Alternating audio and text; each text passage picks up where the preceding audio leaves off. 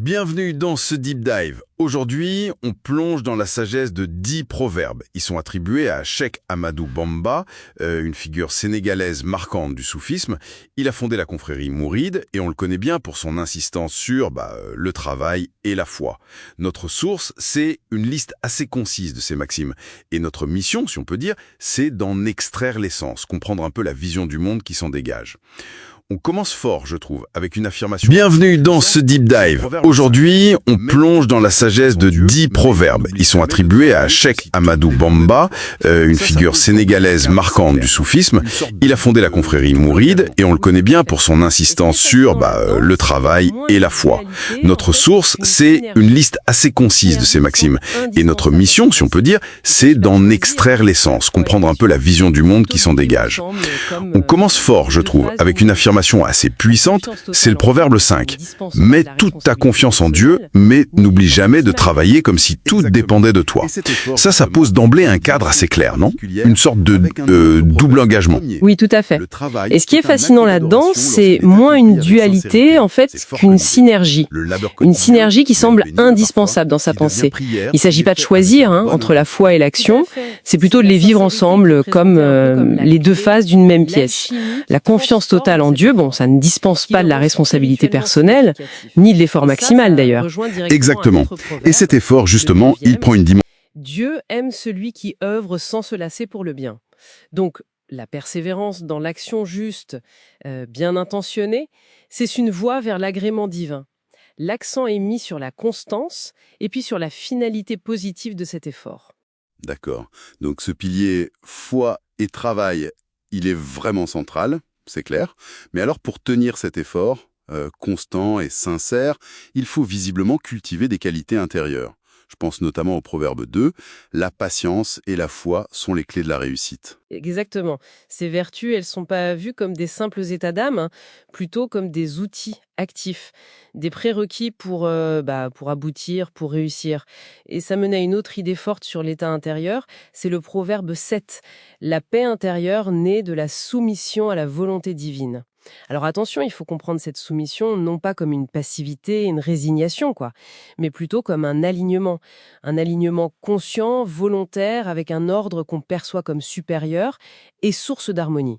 Et cet alignement, il passe aussi par une vertu qui peut surprendre aujourd'hui. C'est le proverbe 8. L'humilité élève plus que la richesse et le savoir. Mettre l'humilité au-dessus même du savoir, dans notre monde actuel, obsédé par l'expertise, ça interpelle. Ah oui, c'est un point de bascule intéressant.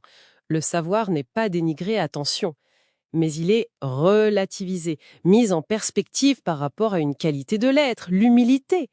Et ce savoir lui-même, d'ailleurs, il est conditionné, comme le dit le proverbe 4.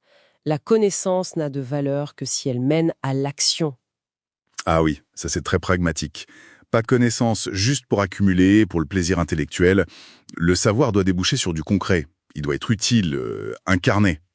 C'est exactement ça. La connaissance trouve sa justification dans l'acte.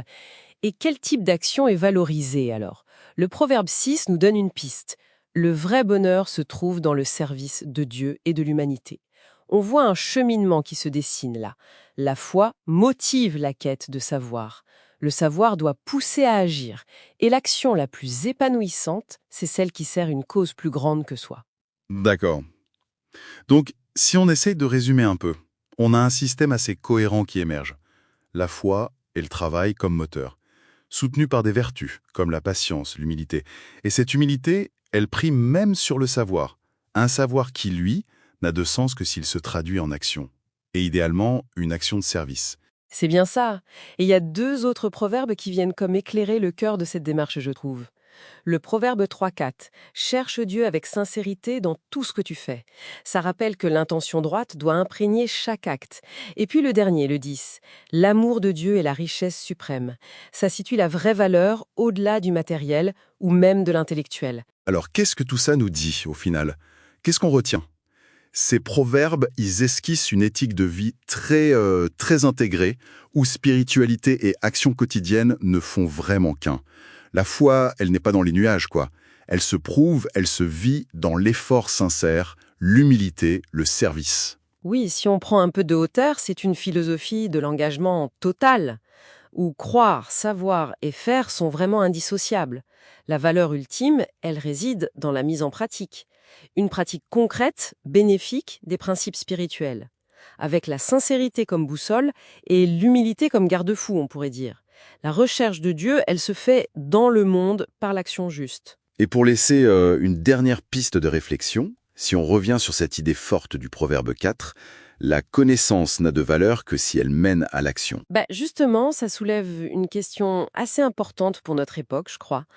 Dans notre ère d'information surabondante, où le savoir est accessible comme jamais, comment est-ce qu'on transforme ce flux constant en actions qui soient réellement significatives, des actions sincères, utiles, plutôt que d'en rester à une simple consommation passive de données?